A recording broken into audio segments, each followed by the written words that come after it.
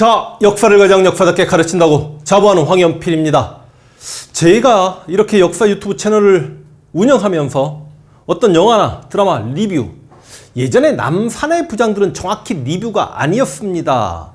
남산의 부장들 영화가 나온다라고 하니 김재규가 박정희를 왜 죽였는가 제가 생각한 내용들을 영상에 담았고 나중에 영화를 실제로 가서 보았죠. 근데 물론 제 영상과 영화 내용이 거의 일치하는 내용이었던 거고, 리뷰는 킹덤 리뷰했습니다. 워낙 넷플릭스에서 화제작이었으니까 그랬던 거고, 최근에 검객 영화 리뷰했습니다만 저는 상영관에서 검객이라는 영화가 상영된지 몰랐다가 역시 넷플릭스에서 알게 됐고, 마침 광해군 이야기와 인조반정 이야기 하고 있는 시기랑 너무 잘 맞물린다 싶어서 영화 리뷰를 했습니다만, 오늘 자산어보 리뷰를 하려고 생각해 보니 제가 2019년 8월부터 유튜브를 본격적으로 시작했고 지금 그러면 1년 반 정도 된 거지 않습니까?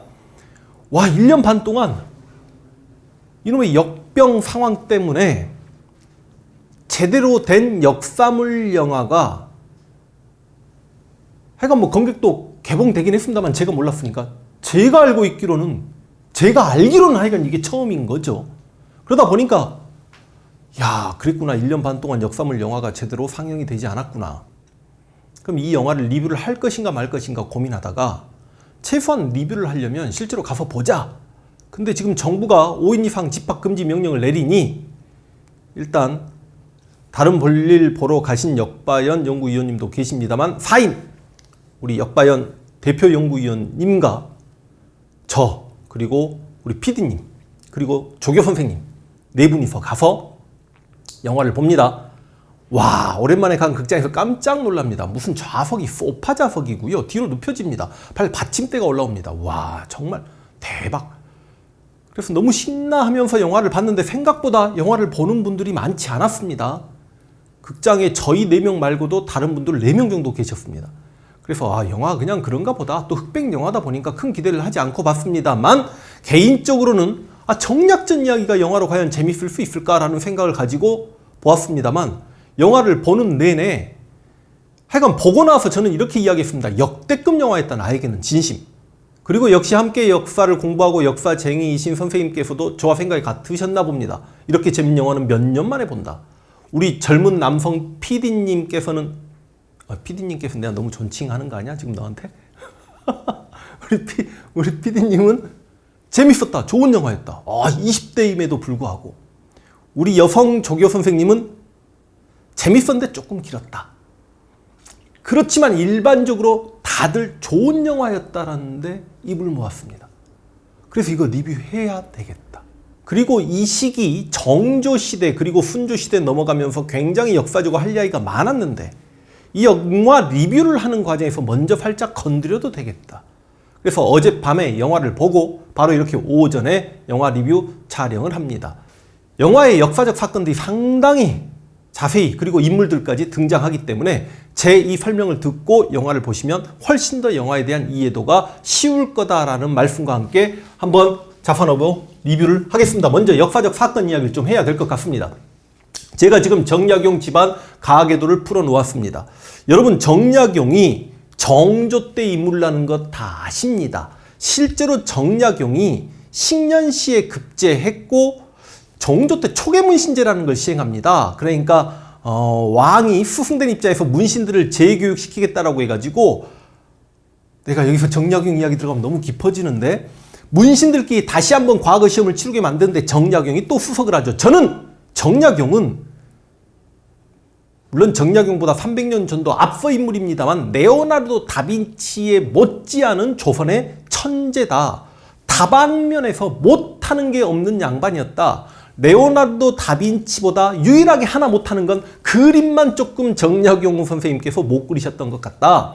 최고의 성리학자셨고 최고의 정치공학도였고 최고의 서학자였고 최고의 역사가였고 최고의 지리학자였고 최고의 의사셨고, 조선 당시 최고의 의사 맞습니다. 정약용 선생님이 마가회통까지 저술하셨기 때문에 최고의 지리학자였죠. 아방강였고 대동수경을 썼기 때문에.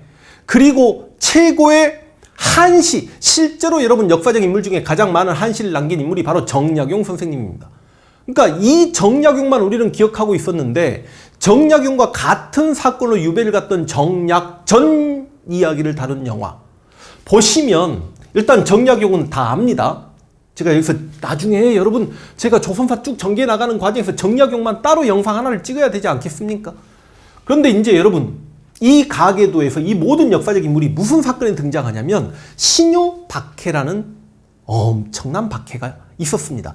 그러니까 정조와 정약용의 관계를 여러분이 아실 거 아닙니까? 정조의 명을 받들어서 기기도서를 만들고 화성을 만들고 벽돌을 창안해내고 이게 전부 다 정약용 역할이고 그 화성을 행차한다라고 할 때 정조가 말 타고 한강을 건너고 싶어 하니 바로 배다리를 설계한 게 정약용이고 그런데 정조 대왕이 돌아가시고 바로 19세기 시작인데 정조는 누구를 어떤 관료들을 사랑했냐고요. 당시 18세기 영조 때 권력을 잡고 있었던 노론 그 노론과 맞서다가 정조 아버지이자 영조의 아들이었던 사도세자가 죽습니다. 근데 노론 일부에서 사도세자 죽음은 너무나 당연하다. 다시 이야기해서 영조의 생각이 옳았다는 벽파가 있었고 사도세자 너무 불쌍하다. 사도세자에게 동정을 베푸는 시파가 있었습니다. 정조가 왕이 되고 나서 자기 아빠를 죽이고자 했던 노론 벽파를 척을 두는 건 당연하고 노론 시파를 중용하지요. 그리고 노론 집권기에 정계에 소외돼 있었던 남인이라든지 소론이라든지 그리고 규장각 검서간의 이덕무, 박제가, 유득공, 서얼들을 중용하지요. 그러다 보니까 남인이었던 정약용이 정조의 사랑을 받았던 겁니다. 그런데 우리가 노론 시파라고 이야기합니다만 정조와 생각을 같이 했던 남인이나 소론이나 서얼들도 넓은 의미의 시파로 포용을 할 수 있는 겁니다. 그런데 정조가 1800년에 죽고 노론 벽파 입장에선 정조가 죽었기 때문에 정조 옆에 있었던 정조 측근들을 다 혼쭐을 내야 되지 않겠습니까? 그래서 노론 벽파의 시파 탄압이라고 이야기하는 신유박해가 1801년 순조 2년 때 이거는 뭐 정치적 박해였다라고 볼 수밖에 없는데요. 우리가 보통 박해라고 이야기하면 정조 때 신의 박해라는 박해가 있었고 그 다음 신유박해 그 다음 기해박해, 병호박해는 진짜 좀 어렵죠. 그리고 일반인들이 가장 많이 하는 박해는 병인양요의 배경이 되는 병인박해가 됩니다. 그런데 이 신유박해가 실제로 수험한국사에는 시험에 가장 잘 나옵니다. 제가 신유박해를 설명할 때 뭐라고 이야기하냐면 1801년 연도도 중요하지만 노론 벽파의 시파 탄압이다. 그런데 신유박해가 워낙에 시험에 잘 나오기 때문에 신유박해는 그냥 정약용 집안이 아주 작살난 사건이다. 그렇게 이해를 시킵니다. 그 내용이 영화에 그대로 실렸는데 신유박해 때 정약용 형제들이 싹 걸려듭니다. 그리고 정약용 형제들은 서학을 받아들이고 세례자들이었던 것 같습니다. 그런데 실제로 정약용의 둘째 형, 그러니까 이게 참 애매한 게 정약용 아버지가 원래 부인이 있었고 부인이 사별하고 이렇게 두 번째 부인이 있었는데 그렇다고 이게 서자는 아닙니다. 사별이고 제대로 장가를 갔기 때문에 그러니까 큰형을 어떻게 봐야 될 것인가. 보통 일반적으로 정약전은 정약용의 둘째 형이다라고 이야기하는데 정약용이 정약전을 가장 존경하고 따랐던 이유는 뭐냐면 어머니까지 같은 이복형이 아니라 진짜 친형으로는 물론 다 친형제이긴 합니다만 그래도 약간 이복이잖아요. 정약전이 큰형이죠. 그래서 정약전을 아주 따랐는데 바로 이 친형제 3명이 다 걸려듭니다. 걸려들었는데 여기서 누구만 죽음을 당하냐? 둘째 형이었던 정약종이 실제로 죽음을 당합니다. 그 장면이 영화에서 그대로 나오고요. 여러분 정약종 큰아들이었던 정철상도 죽고 아주 일가가 박살납니다. 그래서 살아남았던 정약종의 아들 정하성은 나중에 상제 상서를 써서 이게 공무원 수험항사에 상당히 중요하게 나오는데 이게 천주교 최초의 호교론서인가 그래가지고 천주교를 보호하자라는 그런 이론서를 썼던 인물이 바로 정하상이죠. 그래서 이제 정약종하고 정하상은 너무 어려 보니까 제가 이분들을 가입표하는 건 좀 죄송하고 이렇게 이제 날리고 그 다음 정약전과 정약용은 유배를 가는 건데 이때 이승훈 여러분 들어보지 않으셨습니까? 한국사 공부하면 동명이인 이승훈이 나오는데 신민회에서 오산학교 만들었던 목사 이승훈도 있습니다. 3.1운동 때 민족대표 33인 중에 한 분이었던. 근데 그 전에 이 이승훈은 우리 역사상 최초로 북경에 가서 세례를 받은 인물이지요. 근데 이 이승훈이 정약용 집안의 매형이 됩니다. 그러니까 이들의 누이와 결혼을 합니다. 그러니까 모든 정약용의 형제들이 역사에 기록이 됐는데 이때 이승훈도 우리 역사상 최초의 세례자인데 이렇게 죽음을 당합니다. 정하상은 상제 상서를 쓰고 신유박해 때 죽는 게 아니라 나중에 기해박해 때 죽음을 당하죠. 그리고 이제 둘이 유배를 갑니다. 원래 정약전은 어디로 유배를 가냐면 신지도로 유배를 갑니다. 여러분 신지도면 그 완도의 명사심리라는 해수욕장 유명한 곳이고요. 정약용은 원래는 포항으로 유배를 갑니다. 이렇게 신유박해로 유배를 갔던 신지도와 포항으로 유배를 간 내용은 영화에선 나오지 않습니다. 그런데 이들의 이제 조카가 바로 그러니까 배다른 큰형이었던 정약현의 딸과 결혼했던 황사영이라는 인물이 있었는데 이게 바로 그 유명한 황사영 백서 사건이죠. 어찌 보면 자신의 처에 삼촌뻘, 작은아버지뻘 되는 사람들이 이렇게 죽거나 유배를 가니까 또 황사영도 역시 세례자였고 그래서 북경의 청나라에 외국 신부들과 주교들에게 편지를 씁니다. 하얀 비단에 글을 쓰면서 아니 좀 군대를 좀 보내주셔서 우리에게 신앙의 자유를 가지게 해달라. 솔직히 이야기하면 이거는 신앙 때문에 외세를 끌어들여 국가 전복을 깨했던 내란 음모죄로 실제로 죽음을 당하게 됩니다. 여기서 이야기가 좀 길어지는지 모르겠습니다만 저희 연구실에 한 통의 메일이 왔습니다. 지금 현재 천주교에서 이 황사영을 성인 바로 아래가 복자라고 하는데 그렇게 종교 위인으로 이렇게 추중을 하려고 하는데 이거 문제 있지 않냐. 이게 제가 종교에 대한 이야기 하기는 조심스럽습니다만 이 이야기만 한번 해볼게요. 여러분 병인 박해 때 병인 박해입니다. 제가 영상 다 촬영해 드렸는데요. 병인 양요의 배경이 되는 흥선대원군이 조선인 신도 8,000명 죽입니다. 그리고 프랑스 신부 12명 중에 9명을 죽였죠. 그때 리델라는 신부가 살아서 청나라로 도망을 쳤고 청나라 텐진에 프랑스 극동함대 사령관 노주가 있었고 이 노주가 병인 박해를 핑계로 침략해 온 게 병인 양요였는데 병인 양요는 정확하게 전투가 시작되기 전에 이때 8,000명 죽은 조선인 신도 가족들도 청나라로 도망을 갔을 거고 그들을 길 안내 삼아가지고 이렇게 한강을 타고 양화진까지 노주가 한번 왔던 거죠. 그러니까 여러분 100번 이해가 갑니다. 쉽게 이야기하면 서학을 믿었다는 이유 하나만으로 국가에서 모든 가족이 죽었고 혼자 살아남았으면 분노감에 프랑스 신부들 데리고 이렇게 길 안내를 했을 수도 있다라고 생각을 하는데 어찌되었든지 간에 이 부분에 대해서 시간이 100년 이상 지난 상황에서 당시 이름만 대면 알만한 여러분 추기경 김수환 추기경님 계셨잖아요. 김수환 추기경님이 당시 대통령 노무현에게 우리 천주교가 신앙 때문에 국가의 민족에 위배되는 배반하는 행위를 했음을 병인 양요 때 그런 행위를 했음을 천주교 수장인 내가 지금 대한민국 대통령 노무현 당신께 사죄를 하니 제 사죄를 받아주소서라고 했더니 노무현 대통령께서 그 용서를 저희가 해드리겠습니다 라고 했던 사례가 있었는데 어찌 보면 황사영도 종교의 자유 때문에 당시 민족과 국가를 배반하는 행위를 했는데 천주교에서 이분을 성인으로 모시는 부분에 대해서는 역사 선생님인 저는 난 솔직히 반대합니다. 제 이야기는 할 수 있는 거니까요. 그게 바로 유명한 황사영 백서 사건입니다. 이 황사영 백서 사건이 터지게 되니 이렇게 신지도로 유배를 갔고 포항으로 유배를 갔던 정약전과 정약용이 1년 만에 다시 서울로 압송되어 올라옵니다. 다시 치조를 받고 그런데 이 치조받는 과정에서 정약전이 더 강골인 거야. 그러니까 노론 벽파들이 정약용만 제거하면 되는 줄 알았는데 이게 정약전이 더한 놈인데 라고 하면서 오히려 정약용은 어디로 유배를 보내냐면 강진로 유배를 보냅니다. 여러분 강진은 그래도 섬은 아니잖아요. 그런데 정약전은 어디로 유배를 보내기로 하냐면 흑산도로 유배를 보내기로 합니다. 그러니까 당시 노론 벽파들이 신유박해 때 시파를 탄압하는 과정에서 이렇게 죽이거나 유배를 보냈는데 다시 한번 정약전과 정약용을 유배 보내면서 정약전을 더 두려운 인물로 본 거죠. 더 멀리 보내버린 겁니다. 자, 그래서 신지도와 포항으로 유배 갔다가 약 1년 만에 다시 서울로 압송되어서 다시 취조를 받고 얼마나 또 둘이 친했습니까? 이 형제 간의 우애는 정말 말로 표현을 못합니다. 그런데 다시 전라도로 유배를 가기 위해서 함께 내려가는 그 유배길을 한번 생각해 보셔도 좋을 것 같고요. 이들이 나주에서 헤어집니다. 나주에서 정약용 걸어서 강진로 가는 거고 정약전은 배를 타고 흑산도로 갑니다. 그 지도 한번 잠깐 보겠습니다.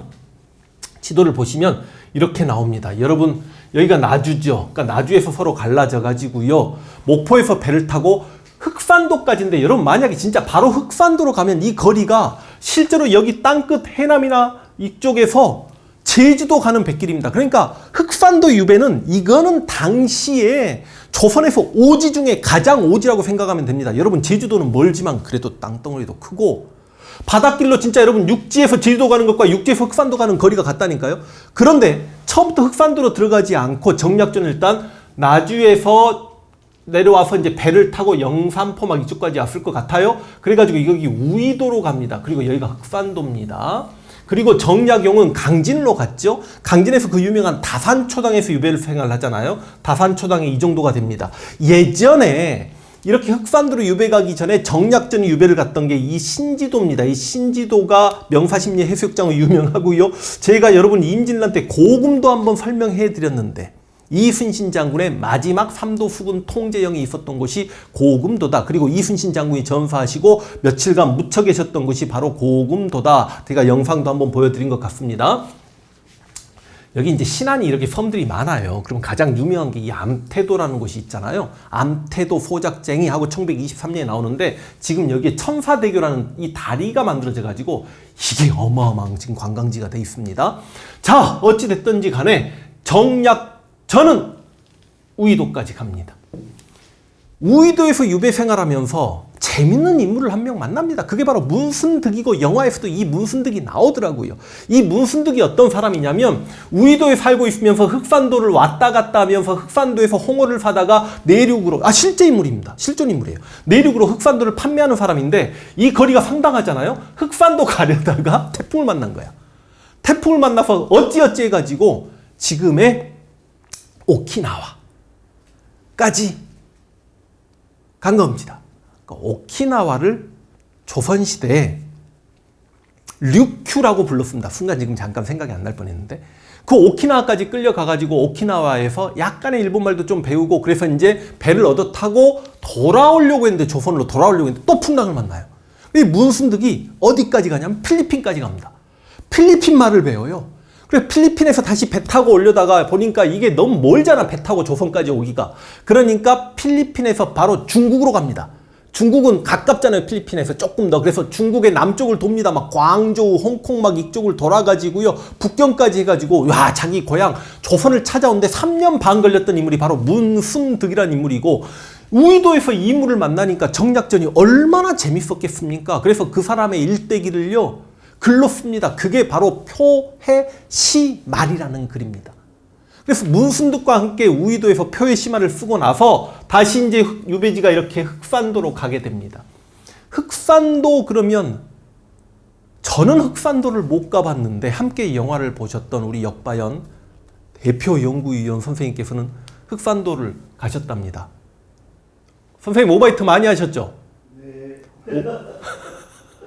엄청나게 토했겠죠. 왜냐하면 배 타고 가면 몇 시간 걸립니까? 2시간. 2시간? 네, 2시간에서 2시간 반. 2시간에서 2시간 반 걸린다고 합니다. 진짜 아름답다라는 말씀이시죠? 네. 그래서 영화가 흑백으로 만들어지는데 굉장히 불만이더라고요. 이건 너무너무 아름다운 자연이래요. 흑산도가. 가서 보면 정말 예쁘다는데 이제 영화를 보고 나니까 왜 흑백으로 만들었는가 하는 여러 가지 생각을 좀 한번 해보게 됩니다만 그래서 흑산도로 가서 여기서 누구를 만나냐면 장창대라는 실존 인물을 만납니다. 실제로 흑산도에 이 장창대의 무덤도 있다라고 합니다. 근데 창대 이 친구가 글도 읽을 줄 알고 실제로 지식이 좀 있는 친구인데 아주 성격도 품성도 바르고 침착하고 그래서 바다 생물에 대해서 뭐 너무 박학다시간이 와 무슨 이런 친구가 다 있냐라고 하면서 이 장창대와 손잡고 자산어보를 쓰는 거죠. 그래서 이제 그게 제목이 자산어보가 돼가지고 이제 영화가 만들어지는 건데 실제로 이제 여러분 정약용은 이 바다를 바라보면서 하느님없이 형님을 그리워한다라고 해가지고 지금 정약용이 있었던 다산초당에 가서 보면 천일각이라는 정자가 있습니다. 이곳에서 형을 그리워했다. 그런데 실제로 정약용의 제자가 자꾸 왔다 갔다 하면서 이렇게 정약용과 정약존 사이에 편지도 전달하고 실제로 정약용이 많은 글들을 쓰잖아요. 목민심서, 경세유표, 흠음심서가 가장 유명하죠. 이런 글들을 써 내려갈 때마다 정약전에게 보여주면서 제 해석이 맞습니까? 틀립니까? 라고 하면 정약전이 다 고쳐줬다라고 이야기합니다. 그래서 이런 배경과 함께 이제 우리가 영화를 보시면 정약전 역할은 설경구님이 하셨고 창대 역할은 변요한님이 하셨습니다. 정말 좋은 캐스팅이었다. 이거 제가 평가할 상황은 아니지만 그냥 재미를 위해서 이런 말씀 드립니다. 그런데 정약용 배역을 맡은 유승용 분은 조금 미스캐스팅이지 않았나? 이건 뭐 제 개인적인 생각입니다. 왜냐? 기록상에 정약용은 굉장히 얼굴이 하얗다. 입술이 빨갛다. 그래서 그 자손이 약간 정혜인 씨 이렇게 생각하면 되는, 실제로 정조대왕께서도 정약용의 아름다운 외모에 시기 질투하는 내용도 제가 살짝 봤던 것 같고, 기록에는 완벽하게 정약용의 자태를 아름다운 자태라고 이야기합니다. 류승용 분은 너무 매력적인, 그리고 정말 개성 있는 외모, 영화배우로서 정말 타고난 외모를 가지고 계시죠. 근데 지금까지 했던 역할을 한번 봅시다. 최종병기 활에서는 완전히 만주의 장성 역할을 하고 계셨고, 그 다음 7번방의 기적에서는 죄수 역할을 했고, 그 다음에 내 안에 뭐였죠? 조교 선생님? 내 안의 모든 것에서는 카사노바 역할을 하고 있었고, 명량에서는 구루지마 역할을 하고 있었고, 최근에 극한직업에서는 형사 역할까지. 제가 그러니까 유승용 씨 지금 팬이라는 게 이렇게 증명이 되잖아요. 이런 역할을 하셨던 분이 정약용이 조금 연기를 못 하셨다는 게 아니라, 자, 그래서 이렇게 정약용이 나왔고, 이제 이 가거댁이란 분은 실제로 정약전이 우의도에 있으면서 우의도 호장의 딸과 결혼하고 자식까지 낳게 되는 그 역할이었고, 이제 복례는 창대와 결혼하게 되는, 근데 전라도 사투리 아주 재밌게 구사했고, 이강애라는 인물도 역시 실존 인물로 정약용의 수제자고, 이 이강애가 정약전과 이렇게 자주 교류하는 그런 역할로 나왔습니다. 자, 제가 이제 영화를 보았기 때문에 영화 이야기를 해야 되는데 아무래도 역사적 이야기를 지금 많이 하게 되네요. 영화를 보고 나오면서 이런 생각을 했습니다. 왜 우리는 정약용만을 생각하고 살았을까? 정약전이 유배 생활을 약 16년 가까이 하고 정약용이 18년 가까이 합니다. 정약용이 유배 생활을 하면서 500여 권의 저술 작업을 하십니다. 그래서 우리가 실학을 집대성했다, 최고의 실학자다, 우리 역사상 최고의 천재다라는데 정약용을 꼽는데 주저하지 않습니다. 그런데 정약용은 그렇게 많은 글을 쓰고 있었을 때 도대체 정약전은 흑산도에 가서 왜 물고기 바닷속만 관심을 갖고 자산어보 하나 정도만을 남겼을까, 이런 생각을 했는데, 영화를 보고 나오면서 이야, 이준익 감독이 저희도 생각하지 못했던 내용까지 집어서 대중들에게 알리려고 했구나. 그러니까 쉽게 이야기하면 정약용은 아직까지 조선란 나라, 그리고 실제로 유배 생활 끝나고도 왜 조선 조정에서 나를 불러주지 않나, 자신이 공부하고 생각했던 바를 실제로 정치 개혁에 투여하고 싶은 개인적 정치인으로서, 학자로서의 소망, 욕망을 끊임없이 가지고 있었고 꿈꿨기 때문에 목민심서는 정확하게 지방 간의 의무를 이야기하는 거고, 경세유표는 중앙정치행정의 개혁이었고, 흠음심서는 감옥 사무 관련 간수가 제수들에게 함부로 대해서는 안 된다, 이런 내용의 글을 썼던 정치공학도로서의 모습을 보였는데, 다시 이야기해서 정약용은 조선란 나라에 아직도 희망이 있었고 조선을 개혁해보고 싶은 욕심이 있었던 반면에, 정약전은 조선란 나라에 특히 성리학적 가치관에 치가 떨려서 애초에 그런 글을 쓸 생각조차 하지 않았겠구나라는 생각을 처음으로 한번 해보게 되었습니다. 목민심서는 엄청나게 좋은 글이고 역작입니다. 오죽하면 베트남의 호치민이 잠자는 자신의 베갯머리 옆에 항상 목민심서를 두었다라는 내용까지 여러분도 알고 있는 이야기지 않습니까? 그런데 우리 같은 일반인이 목민심서나 흠음심서 같은 글을 쓰고 싶어도 쉽지 않죠. 당시 천재였던 정약용 선생님이 생각하는 그 내용을 따라가기 쉽지 않았겠습니다만, 굳이 쓰라고 한다면, 섬에 처박혀서 책을 한 권 쓰라고 한다면 목민심서 쓰는 게 쉬울까요? 자산어보 쓰는 게 쉬울까요?도 우리가 한 번쯤 생각해 봐야 되겠다. 그리고 정약전은 오히려 더 현학적이었고 정약용보다 오히려 더 실사구시였다. 어느 누구도 사대부가 들여다보지 않는 그 생선의 배를 가르고, 오징어 대가리를 뜯어서 오징어 배를 가르고, 조개를 만지고 해초리를 들여다보면서 이게 백성들의 삶에 직결된다라고 생각하고 이게 하나하나 다 경험을 통해서 글이 써질 수밖에 없는 그 자산업을 남기기 위해 얼마나 고생을 했을까. 왜 그 유배 생활 동안에 자기 자신에 대한 이야기, 그리고 성리학자로서 혹은 실학자로서 내가 이만큼의 역량이 있는 사람이다 자기 자신을 뽐내지 않고 그 흑산도에 묻혀 살면서 그 자산어보를 썼을까라는 그 부분까지 헤아리지 못했다. 그래서 정약용과 정약전은 유배를 갔음에도 분명히 다른 모습을 보였다. 정약용은 제자를 많이 양성함에 있어 그 지역의 유생들에게 글 공부를 시켰던 반면에 정약전은 흑산도에 살면서 그 지역의 촌부들과 함께 뛰놀고 그리고 창대란 인물 역시 자신의 제자로 받아들이긴 합니다만 그 제자가 실제로 과거 시험에 응시하는 내용이 영화에는 나오지만 실제 과거 시험에 응시했다는 역사적 기록은 없기 때문에 그냥 흑산도라는 섬에서 고기 잡고 있는 친구에게 글을 가르치는 진짜 서민적 삶을 흑산도에서 살았던 것 같다. 흑산도에서 양반으로서의 영화에서도 그런 내용이 나옵니다. 왕도 없는 세상, 양반과 서민과 차별이 없는 세상, 적자와 서자가 차별이 없는 세상, 이런 표현도 영화에 나오고요.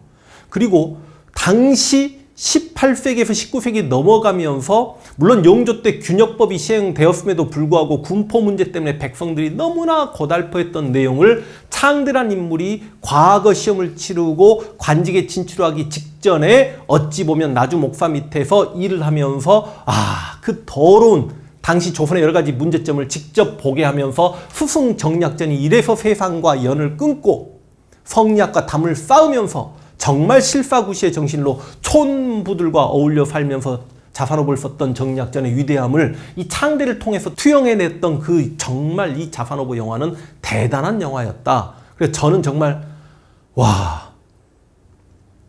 숨죽이면서 2시간 동안 영화를 보았습니다.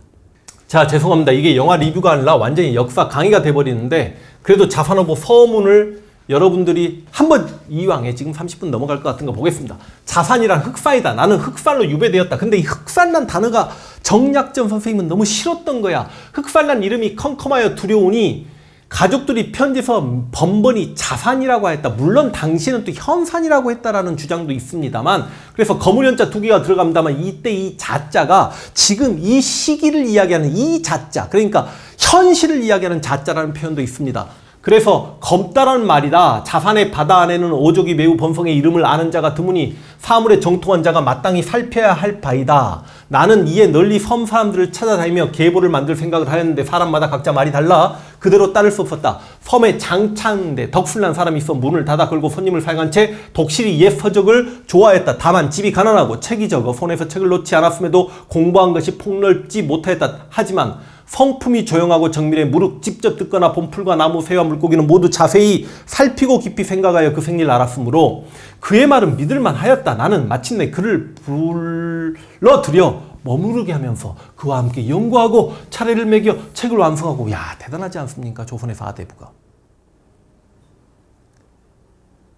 드라마에서는 서자로 나오는 장대 서자가 이제 양반이 되는 과정까지 나옵니다만 그냥 상민이었던 것 같습니다. 실제로는.